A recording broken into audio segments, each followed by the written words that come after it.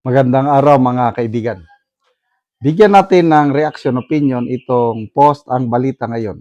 Title, Oras na para magbayanihan, hindi magnakawan. Ito ang mensaheng lumutang sa panawagan ni Pangulong Marcos Jr.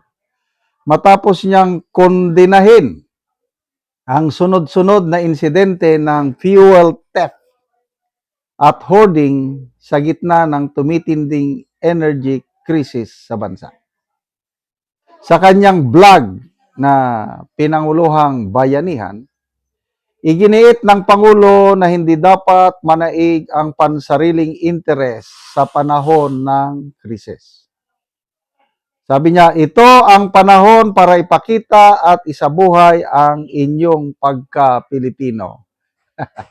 Ang sarap pakinggan, ano? Kailang kahit anong ganda ng salita mo, kung wala ka ng credibility nagsasalita, hindi ka susundin.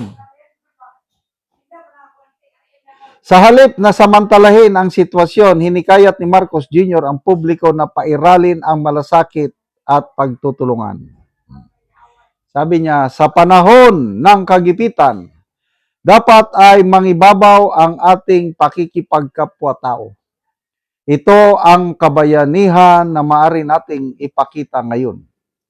Nakakalungkot at nakakagalit din ang iba sa ating mga nakikitang insidente kamakailan. Dahil sa kalagitnaan nitong pinagdadaanan natin ay pinili nilang isipin na lang ang kanilang mga sarili. Wow! Palakpakan naman natin ang Pangulo. Sinasabi niya, huwag kayong makasarili. Isipin nyo rin ang kapakanan ng nakakarami. Magtulungan tayo, huwag kayong magnakaw.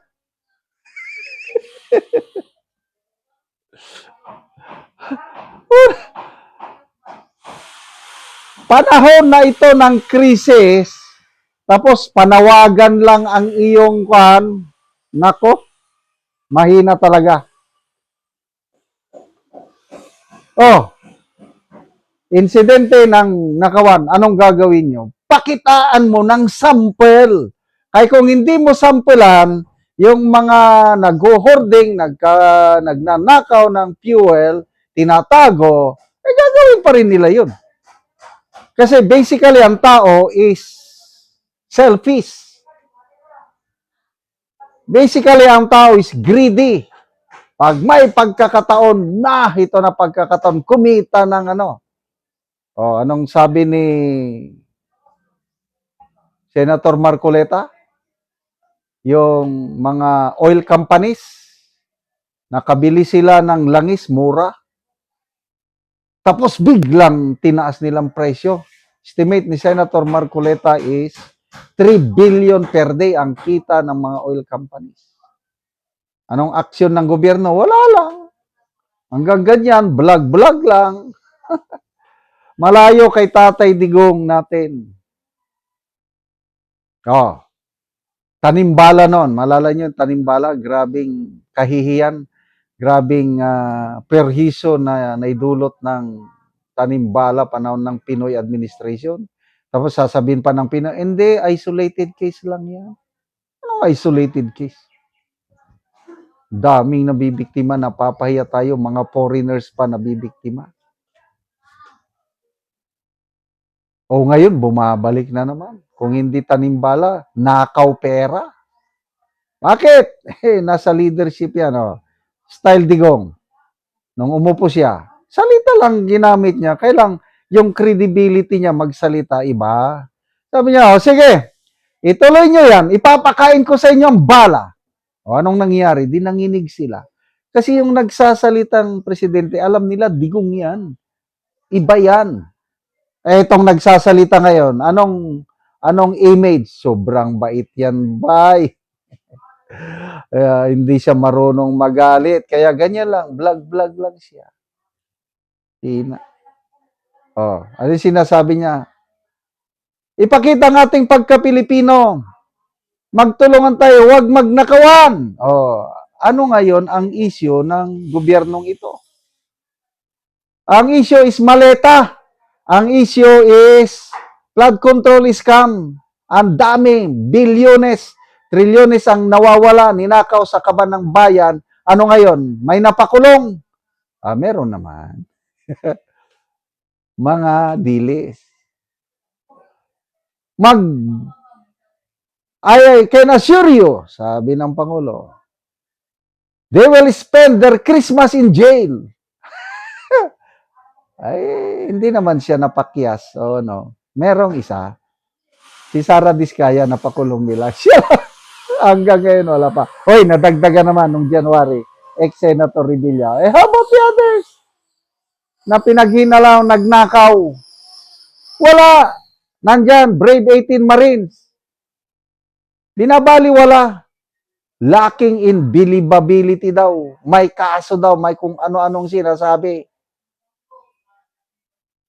Oh, ang taong bayan, naghintay, kailan imbestigan? Walang investigasyon. Nakawan yan. Bakit hindi imbestigan? Tapos mananawagan kayo, huwag magnakawan. Ambot na lang kung may maniwala. So it's all about leadership. Vlog-vlog dyan na paniniwalaan ba ng taong bayan yung vlog-vlog na yan? Meron siguro. Kailang ako, opinion ko lang ito, hindi na ako maniwala sa mga ganyang panawagan ng Pangulo. Pakita niya yung yung sabi ni Senator Lacson na kailangan ng Pangulo maging bastonero. Ayan, mayroon pang pagkakataon kung gusto niya. Bastonero. Desperate moments needs desperate solutions. Para matakot ang mga kung ganyan na magbayanihan sa vlog. Bakit hindi ako naniwala kay Tatay Digong noon ba? Sinabi niya na, mahinang leader yan. Huwag kayong magsisi. Huwag niyo akong sisihin pagdating ng panahon. Ang sinisisi ko ngayon, sarili ko. Kasi I have been warned by our beloved Tatay Digong na mahina yung kandidato nyo. Sige, botohan nyo kung gusto nyo. Ito na ngayon. Hanggang vlog lang. Magbayanihan. Huwag magnakawan. Wow. Unahin natin ang bayan. Ang gaganda yung sinasabi nyo. Ito ang panahon para ipakita sa buhay ang inyong pagka-Pilipino. Ang palasyo ba? Pinapakita ba nila ang kanilang pagka-Pilipino? Mahal ba nila ang taong bayan? I don't know. Salamat mga kaibigan sa inyong pagsubaybay sa ating channel. Nakakatulong kayo ng malaki sa Tribong Talandig ng Bukidnon dahil ang sweldo natin sa channel na ito is pantulong po sa tribo. Namimigay tayo ng libreng yero at pako para makapagpatayo naman sila ng mas maayos na tirahan. Panoorin nyo ang video na ito. Nagaanugsin. Magbabaya ayo. Salamat. Salamat ayo, sir. So muna ni ang balay ni Kuya sa natag sa iyaha. So muna ni ang itsura sa ilang balay nga magkatuluan gyud sila tungod sa kuana kadugayon na. Ilang balay yo. Pila na ni katuig ya inyong balay? 12 years na ni siya. 12 years na. Oo. So, Sa 12 years, atong niaging tuig na nasunog ni siya muni ani ang kon ani. oo. Kini wala na nako niya na ni kay. Oo. Ako lang mong dagito. Lagi so nasunugan mo. Mm. So karon makakuha na mo og balay kay natagaan naman mo gero. Salamat kay sa kwan sa nagtabang sa yero. Hinaot ko nga dagan pa mo matabangan nga mga kwan ang inanan sa inyo. Kaya namin kasing-kasing sa pagtabang sa mga kapusang prayer. So pila ka buok imong kuan niya, imong anak? Kuan 5, puro bay. So tanan na naga-eskwela. Eskwela na tanan. So unsa nay grade? Ang isa ka anak na ako nag-eskwela sa USTP, sa Mirayon. Dahil sa Pandayon, sa Boksok, sa Talakag. Duha ka college na ako. So Elementary o high school ang ban. oo, so kuan ra gid biya ba ang imong pagpaningkamot? Unsa may imong trabaho ya? Panday ra ko. niya ay harap ko maka-income na ino ko panday po sa ako. Oo. So kuang gyud medyo lisod gyud ang kinabuhi. So nasunugan pa mo inani pang itsura sa inyong balay nga dako na kayog mga buslot.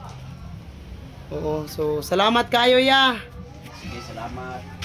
God bless. Oo. So muna niyang itsura sa balay ilang kuya nga nasunugan sila.